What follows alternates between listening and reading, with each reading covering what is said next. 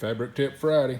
This is going to be a very short one, but this is just a little trick that I usually do when you screw up and you've got a little place where you've let the sander get away from you and you've went over a rivet and you have just a little bit of fabric showing. When you paint over this, usually it will cover, but if it doesn't cover, it's going to be a fuzzy, hard surface where that paint was. What I normally do is mix up a little bit of 1030 primer, put the hardener in it with no reducer,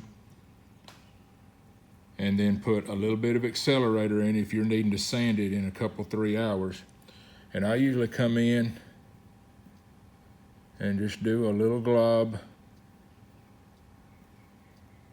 of primer right on top of it. That seals down the weave that you've cut into. You let that dry, and then you're going to have to really be careful sanding that off. I would go down to like 400 and just lightly work that around, because if not, you're going to go right back through it. So just try to really work it around with sandpaper, and you're just smoothing over the top, but really what you're doing is you're sealing in that weave that you've opened up. Thank you. This will be a little add-on to the video about fixing the little problems where you've sanded through a rivet. As I've stated before, here's one trick always. If you have a little hard spot under the wing, say a diagonal brace or something, we like to mark those out with some type of a masking tape.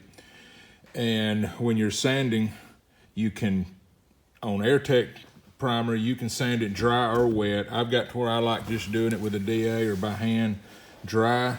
You end up with some dust, but just keep you a paper towel or something as you go and rake the dust off of what you're doing so you can see. And one little trick is have a light similar to that out at an angle coming in, so that once you've sanded, then you're sitting down low. Any little tiny imperfection with a light coming into the side would be like a mountain with a shadow, and it'll show up a lot better for you. Ideally is outside in the sun, works really well, but if you're in a shop, you want that side light to see that. And that's why you're sanding. And the problem that I showed on a rivet before, one other way to solve that, if you don't have a lot of screws or a lot of areas, or it may take you a half hour to mark these off and save you a lot of headache. You see these at Walmart or something for yard sales. They're just round stickers for prices, but you can use those and go around and put on the places, you know, that has a screw or something. It sounds like overkill, but if you're up here sanding this and sanding this one, and you're going around it and you're being real careful, and all of a sudden under this you bump this one a couple times, then you're trying to stay out of this one, but lo and behold, you've ended up getting into this one.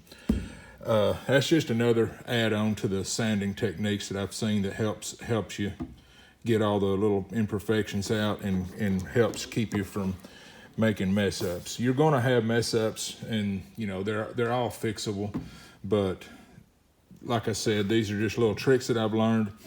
If you have time, go to the YouTube channel of C&D Aviation, Don and Ron Wade.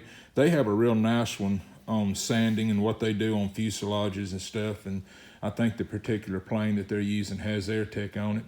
That they got some good hints through the years that they put on video. So if you get a chance, look at some of their videos. I noticed the other day they had a real good one on sanding. Thank you.